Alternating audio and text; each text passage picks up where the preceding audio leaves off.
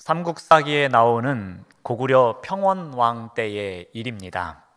평양 근처의 산 밑 낡은 집에 눈이 보이지 않는 노모와 온달이라는 아들이 살고 있었습니다. 아들은 얼굴이 당나귀와 같이 생겨서 사람들이 우습게 생각했습니다. 그는 집이 몹시 가난하여서 항상 걸식으로 어머니를 봉양하긴 했습니다. 다 떨어진 옷과 낡은 신발을 신고 거리를 왕래하여서 모든 사람들은 그를 보고 바보 온달이라고 불렀습니다.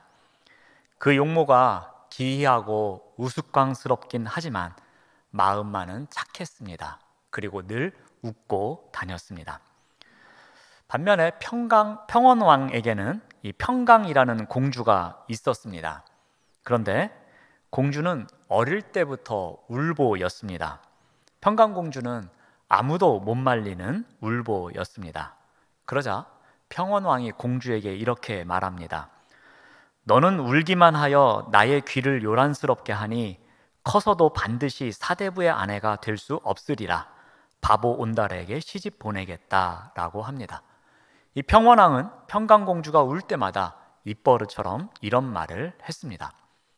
어느덧 세월이 지나서 이 평강공주가 16살이 됩니다. 왕은 그를 높은 지위에 있는 고씨에게 시집을 보내고자 합니다. 그러자 공주가 이렇게 말을 합니다. 왕께서는 항상 말씀하시기를 너는 꼭 온달에게 시집 보내겠다고 하옵더니 지금은 무슨 까닭으로 먼저 하신 말씀을 고치나이까? 그런 까닭으로 지금 왕의 명하심은 잘못된 것이므로 소녀는 감히 그 명령을 받들지 못하겠나이다 라고 합니다. 그러자 왕이 깜짝 놀라며 크게 노합니다. 이렇게 말을 합니다. 너는 나의 말을 듣지 않으니 곧 나의 딸이 될 수 없다. 어찌 함께 살 수 있겠느냐? 마땅히 너의 가고 싶은 곳으로 가라고 합니다. 자, 공주는 이 이야기를 듣고서 자신이 귀중하게 여겼던 가락지 10개를 갖고서 궁궐을 나옵니다. 홀로 길을 거닐다가 어떤 사람에게 물어봅니다. 온달의 집이 어딘지를 묻고서 온달네 집으로 향합니다. 온달네 집에 이르니 눈이 보이지 않는 노모가 혼자 계십니다. 그 노모에게 절을 하고 그 아들을 만나러 왔노라 라고 이야기를 합니다. 노모가 이렇게 답을 합니다. 내 아들은 배고픔을 참지 못하여 느릅나무 껍질을 벗기로 산으로 간 지 오래되어도 돌아오지 않고 있습니다 라고 합니다. 그러자 공주는 그를 찾아서 산 밑에 이르릅니다. 온달이 느릅나무 껍질을 벗겨가지고 오는 것을 보고 그에게 달려가 자신의 이야기를 합니다. 그랬더니 온달이 화를 냅니다. 그러면서 이렇게 말을 합니다.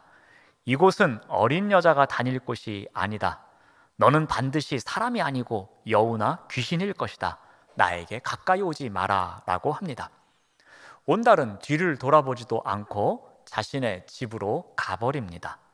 공주는 계속해서 온달을 따라갑니다. 그리고 온달네 집으로 가서 자신의 상황과 지금까지 있었던 일을 이야기하고 그리고 온달과 결혼하기 위해서 이 집에 왔노라 라고 이야기를 합니다. 온달은 여전히 그 여인을 의심합니다. 그러자 어머니가 이렇게 이야기합니다. 나의 아들은 어리석음으로 귀인의 배필이 되기에 부족하고 우리 집은 누추하므로 귀인의 거처할 곳으로는 마땅하지 않습니다 라고 답합니다. 그러자 공주가 이렇게 말합니다. 진실로 한 마음 한 뜻이라면 부귀를 누려야만 같이 살 수 있으리요 라고 말합니다. 그렇게 말하고 나서 금 가락지를 팔아 집과 논을 마련합니다. 그리고 결혼을 합니다. 남편인 온달에게 글 공부를 가르칩니다. 또 무예를 갈고 닦을 수 있도록 합니다. 이러한 일도 있었습니다. 어느 날 공주가 온달에게 말을 사오라고 시킵니다. 말을 사올 때는 일반 장사꾼의 말을 사오지 말고 좋은 말을 사오라고 이야기를 합니다. 그러자 온달이 말을 사옵니다. 그리고 공주가 그 말을 정성껏 기릅니다. 그리고 살찌고 강한 말로 만들어 갑니다. 그러자 어느 날 매해 고구려가 3월 3일에 개최하는 사냥대회가 열립니다. 그때에 온달이 집에서 정성껏 길렀던 말을 타고 대회에 참석합니다. 그는 남보다 앞서서 달립니다. 그만큼 많은 짐승을 잡습니다. 그래서 사냥대회에서 우승을 하게 됩니다. 왕이 그 기록을 보고 놀라서 이름을 묻자 온달이라고 합니다. 왕은 놀라하며 그를 칭찬합니다. 바로 그때에 중국의 주나라 무제가 군사를 일으켜 요동으로 공격을 해옵니다. 왕은 군사를 거느리고 나가서 적을 맞아 싸웠는데 온달이 선봉에 섭니다. 그리고 이 전쟁을 이겨서 큰 승리를 얻습니다.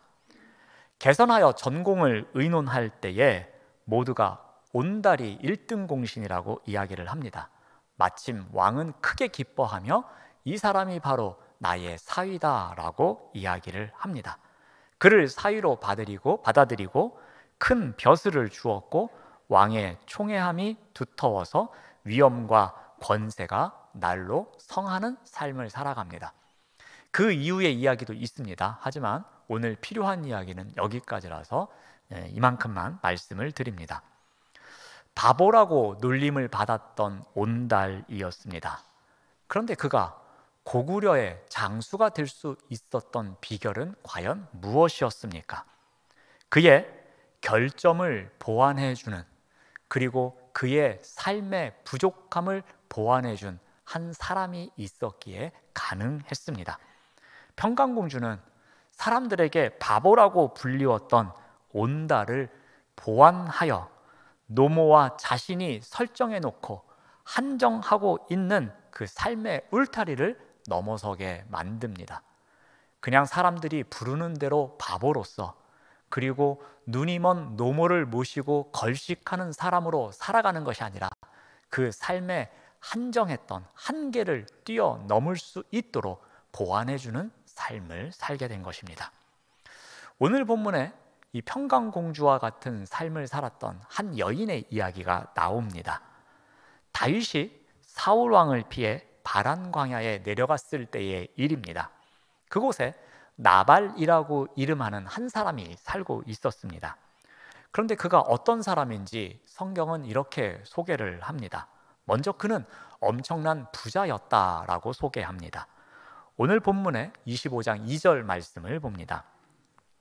마온에 한 사람이 있는데 그의 생업이 갈멜에 있고 심히 부하여 양이 3,000마리요 염소가 1,000마리였다라고 합니다. 갈멜에서 목축업을 하는 사람이었습니다. 그런데 매우 부유했다라고 합니다. 얼마나 부유한지 양이 3,000마리요 염소가 1,000마리라고 구체적으로 언급을 합니다. 성경에서 그가 거느리고 있는 부에 대해서 구체적으로 언급할 때는 그가 상당한 부자임을 드러낼 때 사용하는 표현법입니다. 우리 욥기 1장을 보면은 욥의 재산에 대해서 구체적으로 기록하고 있습니다. 양이 7,000마리고 낙타가 3,000마리고 소가 500마리고 나귀가 500마리라고 구체적으로 언급하고 있습니다. 그만큼 욥이 부자였음을 나타내고 있는 것입니다. 여기서 나발의 재산을 구체적으로 나타낸 것 또한 그와 같은 이유입니다. 자, 첫 번째로 나발은 부자였다라고 합니다. 그런데 그는 어리석은 사람이다라고 또 이야기를 합니다. 우리 사무엘상 25장 25절 말씀을 봅니다. 내 주는 이 불량한 사람 나발을 개의치 마옵소서. 그의 이름이 그에게 적당하니 그의 이름이 나발이라. 그는 미련한 자니이다 라고 합니다. 아내 아비가일이 남편에 대해서 평가하는 내용입니다. 어떻게 말합니까? 나발은 불량한 사람입니다 라고 말합니다. 이 불량한 사람이다라는 것은 무가치한 사람이다, 아무 유익이 없는 사람이다 라는 의미를 갖습니다. 즉 이런 말을 하든 저런 행동을 하든 다른 사람들에게 어떠한 유익도 끼치지 않는 사람, 그런 사람이 바로 나발이라고 이야기를 합니다. 남편에 대해서 이렇게 말하는 것이 좀 심하다 생각이 들기도 하지만 오죽했으면 이렇게 말했을까라고 생각도 해봅니다. 그런데 이렇게 말하는 이유가 있습니다. 그 이유가 무엇이냐면은 바로 이름의 의미를 이야기하면서 말합니다. 나발의 원래의 의미가 무엇이라고 합니까? 미련한 자이다 라고 말합니다. 그런데 자신의 남편인 나발이 이 미련한 자라는 이름에 걸맞게 살아가고 있다라고 아내인 아비가일이 이야기를 합니다. 그런데 이 나발이라는 이름은 아무리 생각을 해보아도 본명은 아닌 듯합니다. 세상에 어느 부모가 아들에게 미련한 자라는 의미를 갖고 있는 이름을 지어줄 수 있겠습니까? 아마도 이것은 별명인 듯합니다.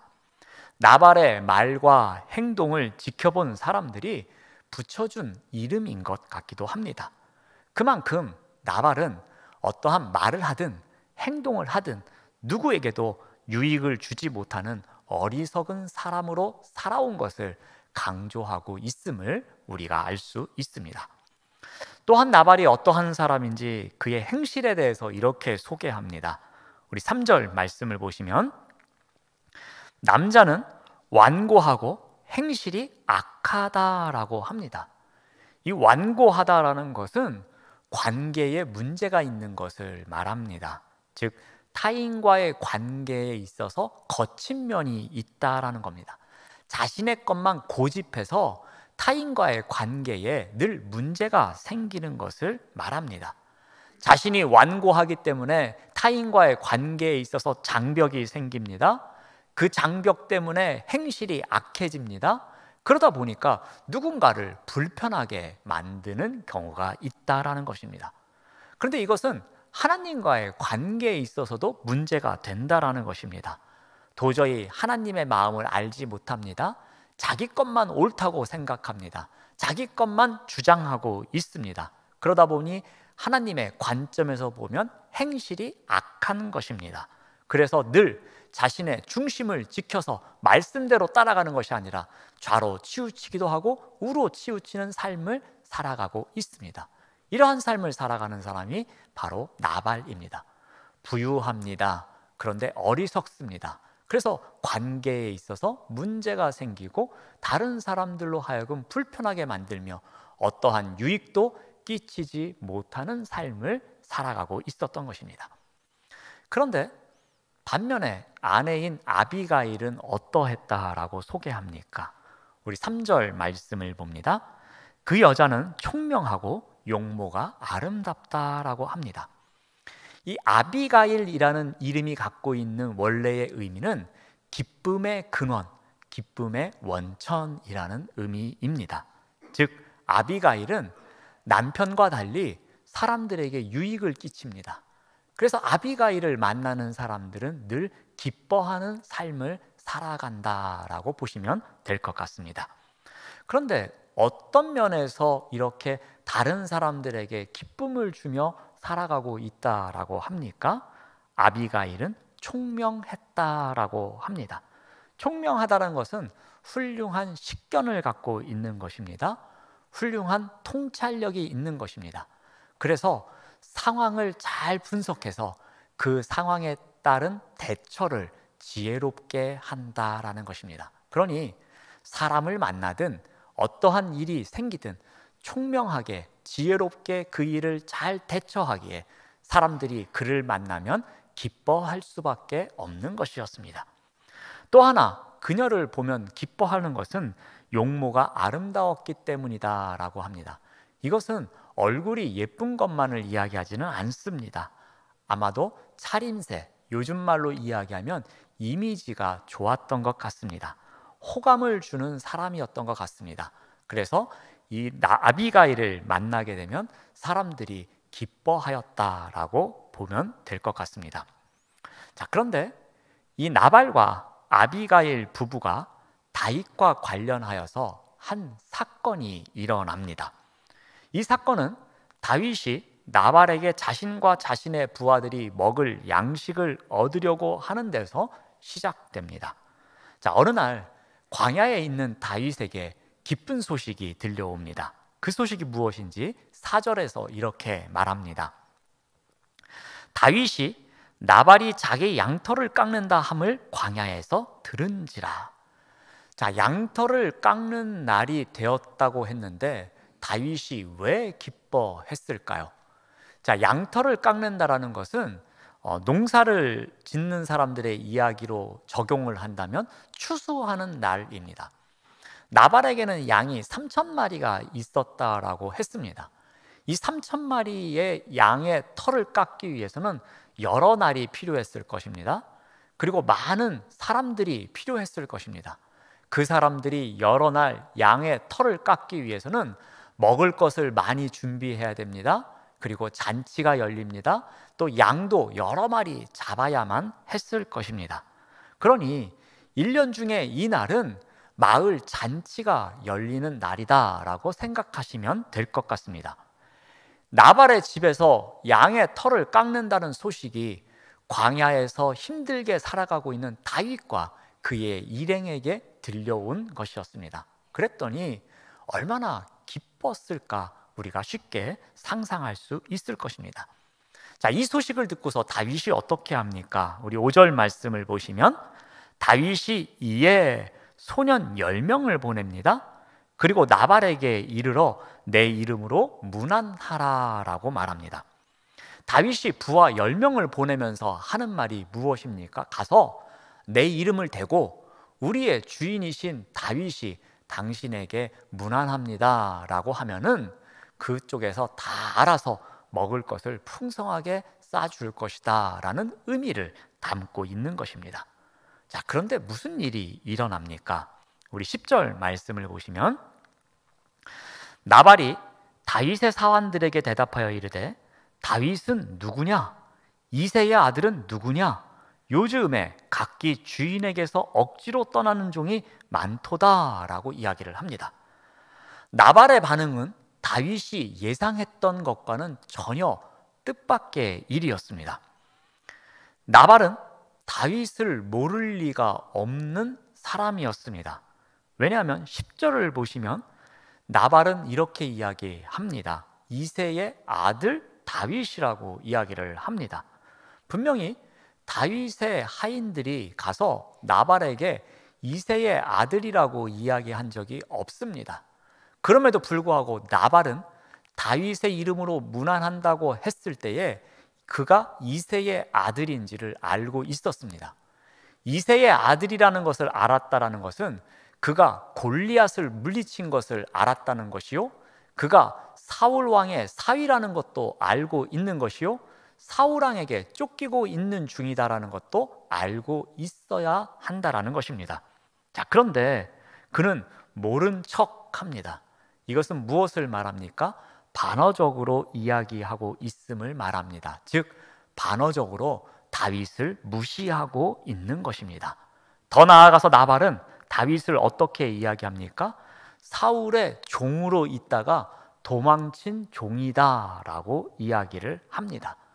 마치 도망가서 도적대로 살고 있는 것과 같은 것으로 취급하면서 빈정대고 있는 것입니다. 이에 대해서 다윗은 어떻게 합니까? 나발의 경멸적인 말을 전해 들은 다윗은 매우 경노합니다. 나발의 비인간적인 작태에 대해서 더 이상 참을 수가 없었습니다. 그래서 자신들의 부하를 무장시킵니다. 13절 말씀을 봅니다. 다윗이 자기 사람들에게 말합니다. 너희는 각기 칼을 차라 하니 각기 칼을 차매 다윗도 자기 칼을 차고 400명 가량은 데리고 올라갔다라고 합니다. 다윗은 이제 나발과 그의 집안 사람들을 죽이기 위해서 모든 병사들을 칼로 무장시키고 나발의 집으로 향합니다. 어리석은 나발의 말과 행동 때문에 무슨 일이 일어납니까? 나발과 그의 집안 사람들이 멸망을 당할 위기가 몰려옵니다. 위기의 순간이 찾아옵니다. 자, 그런데 이 상황을 알게 된 한 사람이 있었습니다. 나발의 하인이 여주인인 아비가일에게 달려갑니다. 그리고 지금 일어나고 있는 상황에 대해서 보고를 합니다. 아비가일은 어떠한 사람이었다고 했습니까? 총명한 사람이었다고 했습니다. 일어나고 있는 상황에 대해서 정확하게 분석해서 그 일을 대처하는 능력이 있다라고 했습니다. 그래서 하인이 아비가일을 찾아간 것이었습니다. 아비가일은 어떻게 합니까? 이 발생한 일에 대해서 보완하는 자리로 나아갑니다. 나발 때문에 일어난 일, 그의 결점 때문에 일어난 일을 보완하는 자리로 나아갑니다. 자, 그렇다면 아비가일은 어떻게 이 일을 감당합니까? 이 일을 보완할 수 있었던 아비가일만의 비결이 과연 무엇이었겠습니까? 한 두 가지만 살펴보고자 합니다. 먼저 아비가일이 이 일을 잘 대처할 수 있었던 비결은 정확한 분별력이었습니다. 먼저 왜 이런 일이 일어났는지를 정확하게 판단합니다. 하인이 아비가일에게 보고하는 내용 중에 이러한 내용이 있습니다. 우리 16절 말씀을 봅니다. 우리가 양을 지키는 동안에 그들이 우리와 함께 있어 밤낮 우리에게 담이 되었습니다 라고 보고합니다. 하인은 아비가일에게 다윗과 그의 군사들이 지금까지 어떠한 일을 해줬는지를 말합니다. 그 일은 무엇이었습니까? 자신들과 양들을 보호해주는 담 역할을 해줬다라는 것입니다. 고대 근동에는 목동들이 양떼를 데리고 먼 광야나 산지로 나아가는 일이 비일비재했습니다. 이런 경우에 양떼를 노리는 도적들이 있었고 강도들이 있었기에 그들로부터 양떼를 보호하기 위해서 용병을 채용하는 일이 있었습니다. 다윗과 나발의 경우는 나발이 다윗을 직접 고용하지는 않았습니다. 하지만 다윗의 군사들은 나발의 양떼를 자발적으로 보살펴주는 자리에서 살아갔습니다. 하지만 이러한 경우에도 대부분 양털을 깎는 때가 되면은 목동들에게 임금을 주면서 자신들을 도와준 용병들이 있으면 그들에게도 충분한 대가를 치러주는 일이 그 당시의 상식이었습니다. 그런데 지금 어떠한 일이 일어나고 있습니까? 누구나 상식으로 생각하는 일을 파격적인 말과 행동으로 상대방에게 모욕감을 주고 있었던 것입니다. 바로 나발의 결점 때문에 일어난 일이었습니다. 이 일을 나발의 하인이 아비가일에게 보고한 것입니다. 총명한 아비가일은 이것이 잘못되었다라는 것을 정확하게 판단합니다. 우리의 담 역할이 되었던 그들에게 응분의 대가를 지불해야 함을 아비가일은 알고 있었습니다. 그래서 어떻게 합니까? 하인이 묻습니다. 17절 말씀을 보시면 그런즉 이제 당신은, 여기서 당신은 아비가일입니다. 어떻게 할지를 알아 생각해 보십시오 라고 이야기를 합니다. 자, 그러자 아비가일이 어떻게 행동으로 옮깁니까? 18절 말씀을 보시면 아비가일이 급히 떡을 준비합니다. 포도주를 준비합니다. 또 잡아서 요리한 양을 5마리나 준비합니다. 볶은 곡식을 준비합니다. 건포도를 준비합니다. 무화과를 준비합니다. 이것을 준비해서 어떻게 합니까? 나귀들에게 씻습니다. 그리고 그것을 갖고서 다윗을 만나러 갑니다. 아비가일은 지금 상황이 급박한 것을 파악하고 나서 급히 서두릅니다. 다윗과 그의 일행의 감정이 더욱 격해지기 전에 이 일을 해결해야 했음을 알고 있었던 것입니다. 아비가일은 모든 재산을 지킬 수 있었던 것은 다윗 일행이 우리의 담벼락 역할을 해줬기 때문이라는 것을 정확하게 알았습니다. 정확한 분별력으로 현재의 상황을 정확히 파악했습니다. 정확한 분별력으로 무엇이 잘못되었는지를 알았습니다. 정확한 분별력으로 이것을 제자리로 돌려놓으려고 합니다. 정확한 분별력으로 지금 당장 필요한 일이 무엇인지를 급히 서둘러서 이 일을 해결하는 자리로 나아갑니다. 바로 이것이 아비가일이 나발의 부족함을 보완해 줄 수 있는 비결이었습니다. 두 번째로 이 아비가일은 말을 지혜롭게 합니다. 지혜롭게 말을 한다는 것은 두 가지로 볼 수 있습니다. 하나는 겸손한 말을 하는 것이고요, 하나는 필요한 말을 합니다. 그러니까 아비가일은 다윗에게 나아가서 필요한 말과 겸손한 말로 그의 마음을 돌리는 자리로 나아가게 됩니다. 먼저 겸손한 말입니다. 우리 25장 23절에서 24절 말씀을 봅니다. 아비가일이 다윗을 보고 급히 나귀에서 내립니다. 그리고 다윗 앞에 엎드립니다. 그리고 다윗을 향하여 내 주여, 주인님이라고 부릅니다. 그리고 자신을 어떻게 말합니까? 여종이라고 말합니다. 여종의 말을 들어보십시오 라고 말합니다. 아비가일은 지극히 낮은 자리로 나아갑니다. 겸손히 엎드립니다. 그리고 상대방을 주인님이라고 부릅니다. 자신을 여종이라고 부릅니다. 총명한 여인 아비가일은 더 이상 지체하지 않고 다윗 앞에 나아가서 겸손한 말로 그의 마음을 가라앉히려고 합니다. 아비가일은 지혜로운 말로 어리석은 나발의 결점을 보완합니다. 아비가일은 무엇이 가장 소중한지 아는 지혜로운 여인이었습니다. 그래서 자신을 여종이라고 낮춰 부르면서 상대방을 주인님이라고 높여 부르면서 모든 죄를 자기에게 돌려달라라고 겸손한 말로 나아갑니다. 바로 지혜로운 말이었습니다. 또 하나는 필요한 말을 합니다. 우리 25장 30절에서 31절 말씀을 봅니다. 내 주를 이스라엘의 지도자로 세우실 때에 내 주께서 무죄한 피를 흘리셨다든지 내 주께서 친히 보복하셨다든지 함으로 말미암아 슬퍼하실 것도 없고 내 주의 마음에 걸리는 것도 없으시리니 라고 합니다. 아비가일은 다윗에게 손에 피를 흘리며 직접 보복하는 행위를 여호와께서 막으신다라고 말합니다. 쉽게 말씀드리면 이런 내용입니다. 주인님은 앞으로 왕이 되실 분입니다. 아비가일은 이렇게 말합니다. 다윗의 집을 튼튼히 세워주실 것입니다. 다윗이 지금 사울에 맞서 싸우는 것은 하나님의 일을 하고 있는 것입니다. 지금은 쫓겨다니고 여기저기에서 위협이 있지만 사망의 음침한 골짜기를 다니는 것 같지만 하나님께서는 당신을 생명싸개 속에서 보호하고 계십니다. 그리고 언젠가는 이스라엘의 지도자로 세우실 것입니다 라고 말합니다. 자, 그런데 나중에 이스라엘의 지도자가 되었을 때에 과거를 돌아보는 일이 있을 것입니다. 그런데 그때에 이 하찮은 나발을 죽여서 왕이 된 이후에 무죄한 피를 흘렸음에 대해서 후회하는 일이 생기면 되겠습니까? 라고 말하는 것입니다.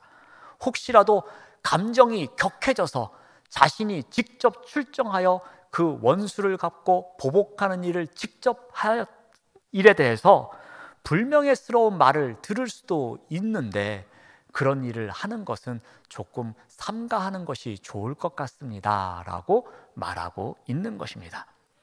아비가일은 지금 위기를 모면하기 위해서 임기응변의 화수를 구사하는 것이 아닙니다. 그는 꼭 필요한 말을 통해서 다윗의 분노를 가라앉히고 있는 것입니다. 공손하면서도 담대하게, 그리고 호소력이 있으면서도 설득력 있게 그러한 표현을 통해서 꼭 필요한 말만 하고 있는 것입니다. 지금 개인의 감정에 사로잡혀서 나발을 죽이려 오고 있는 다윗에게 나아가 오히려 자기 백성을 구원하는 삶을 지금부터 살아가는 것이 필요합니다 라고 이야기를 합니다. 자기 감정의 장벽에 갇혀서 오직 그 감정만 해결하려고 하는 다윗에게 나아가 이 감정의 장벽을 넘어서 울타리 너머에 있는 하나님의 백성을 사랑하는 방법을 알고 그러한 삶을 살아가십시오. 그것이 먼 미래를 바라보기에 당신에게 필요한 삶입니다 라고 보완을 해주고 있는 것입니다. 다윗으로 하여금 소명의식을 다시 한번 깨닫도록 보완하는 삶을 아비가일이 살아가고 있는 것입니다. 아비가일은 나발의 결점 때문에 발생한 상황을 정확하게 분별합니다. 그리고 그 상황을 보완하는 역할을 하게 됩니다. 어떻게 이 일을 감당할 수 있었겠습니까? 그것은 아비가일이 갖고 있는 정확한 분별력 덕분이었습니다. 상황을 정확하게 판단하고 그 상황에 맞춰서 어떻게 행동해야 되는지를 알았던 것입니다. 또한 그 자리에 나아가서 지혜로운 말로 이 일을 해결해 나갑니다. 겸손한 말로, 필요한 말로 그 자리에서 어려운 일을 감당하고 있습니다. 그런데 아비가일은 한 단계 더 나아갑니다. 그의 말과 행동은 다윗에게도 영향을 줍니다. 다윗의 결점까지도 보완해주는 역할을 합니다. 다윗이 울타리를 넘지 못하는 상황 가운데서 그 울타리를 넘어서 지경을 넓히는 삶을 살아갈 수 있도록 보완해주는 역할까지도 감당을 합니다. 자신의 자존심을 세우기 위해서, 사사로운 보복을 하기 위해서 400명의 군사를 데리고 오고는 다윗 앞에 나아가서 자신의 선을 위한 삶이 아닌 하나님의 선을 위한 삶을 살아가십시오. 자신의 선을 위한 삶을 살기 위해서 이 울타리 안에 갇힌 삶이 아니라 울타리를 넘어서 더 멀리 보고 더 크게 보고 하나님의 영광을 위해서 살아가는 삶을 살아가기를 보완해주고 있습니다. 또한 칼을 통해서 자신의 보복에만 만족하는 삶이 아닌 은혜를 통해서 하나님의 보응을 믿고 살아가도록 보완해 줍니다. 칼을 통해서 자신의 감정에 보복만 하는 울타리에 갇힌 삶이 아닌 그 울타리를 넘어서 하나님께서 보응해 주심을 믿고 하나님의 은혜만을 바라보며 살아가는 삶의 자리로 나아가도록 인도해 줬던 것입니다. 아비가일은 나발뿐만이 아니라 다윗의 결점까지도 보완해 주는 자리로 나아갑니다. 그리고 그 자리에서 다윗이 지경을 넓히는 삶을 살아갈 수 있도록 이끌어 갑니다. 사랑하는 여러분, 우리 또한 누군가에게 보완을 통해서 상황의 울타리를 넘어서 지경을 넓히는 삶을 살아가도록 돕는 역할을 해야 할 것입니다. 보완하는 자로 살아가기 위해서 우리에게 필요한 것이 무엇입니까? 오늘 본문 말씀을 통해서 정확한 분별력을 가질 수 있도록 가르쳐 줍니다. 또 하나, 지혜로운 말을 하는 훈련을 요구하고 있습니다. 정확한 분별력과 지혜로운 말을 통해서 어느 자리에 있든지 무슨 일을 하든지 누구와 함께 있든지 남의 결점을 드러내는 삶이 아닌 남의 결점을 보완하는 삶을 살아가도록 우리에게 가르쳐 주십니다. 그래서 누군가 울타리를 넘어 지경을 넓혀가는 삶을 살아가도록 그 삶의 자리로 초청하는 삶이 우리에게 주어진 삶이다라고 가르쳐 주십니다. 이러한 삶을 살아가시는 우리 모두가 되시기를 바랍니다. 기도하겠습니다. 하나님 감사합니다. 무슨 일을 하든지 누구를 만나든지 정확하게 분별하고 지혜로운 말을 해서 우리의 이웃의 아픔과 단점을 보완하는 역할을 감당하는 그리스도인이 되도록 인도하여 주시옵소서. 예수님의 이름으로 기도드립니다. 아멘.